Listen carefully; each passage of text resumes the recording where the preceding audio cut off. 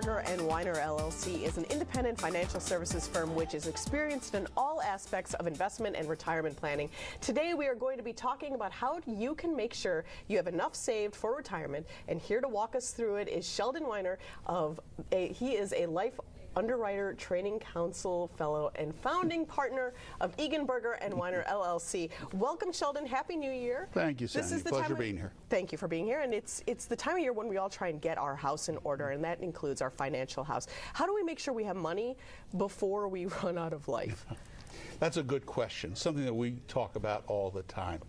Studies show that 67% of Americans are worried whether they will have enough money to last through the rest of their life. And many of them have excellent reasons for worrying because they don't have enough.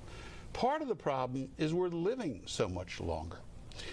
What we're seeing is people are living 10, 15, 20 years longer than their parents and grandparents. So plans that work for them don't work for us. My father-in-law, for instance, when he retired at 65, if you asked him how long he would need his money for, he'd say, if I'm lucky, 10, 12 years. Well, it turned out to be 29 years. Wow. 29 years with no earned income coming in, and that makes a big difference in everybody's retirement planning.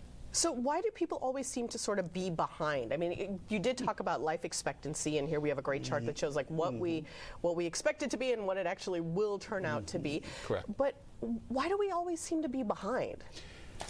A lot of reasons. One of the main reasons is just procrastination.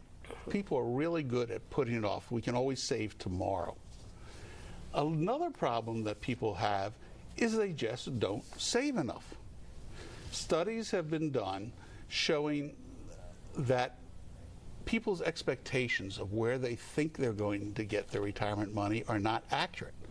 For instance, expectations, there was a study done of individuals a year before retirement, and they thought that their retirement money would come mostly from their plans at work and personal savings. So it's sort of that perception versus reality. Exactly. So this is the perception. That's the perception. The reality, when we did the same study a year after they retired, that's not true.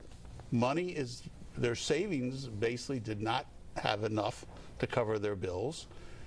The 401ks were not sufficient, and they had to either work, and a lot of people are working longer now, or exist on Social Security, which just in this area is not good enough. Other problems that we see all the time have to do with taxes and inflation.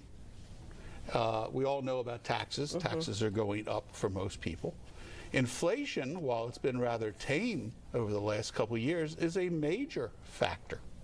And what we're seeing today, if you have 3% inflation, what costs you $1 today, 30 years from now, you're going to need $2.36 to buy the same goods and services. Wow.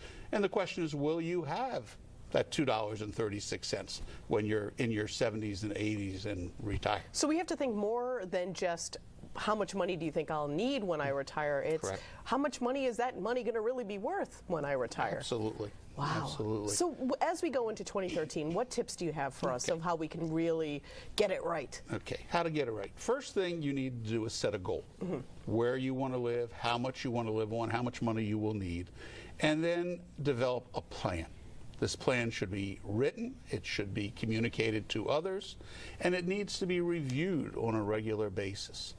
People need to save more and save in the right ways using modern asset allocation procedures that we are now doing. They also might consider insuring some of their retirement. So many people today do not have pensions and are dependent on Social Security. In the 1980s, 65% of Americans had pensions. Today, the number is well under 25%. And over the next 20 years, we expect about 10,000 baby boomers a year retiring. So you've got to have a plan, you've got to review it. And you have to be realistic with that plan. Absolutely. Excellent. Must be realistic. Thank you so much, Sheldon Weiner, who is here from Egan, Berger Weiner, who always do a great job of making it understandable for us. Thank you. Happy New Year to you. Happy New Year to you, too. More Let's Talk Live is coming up. Stick with us right here.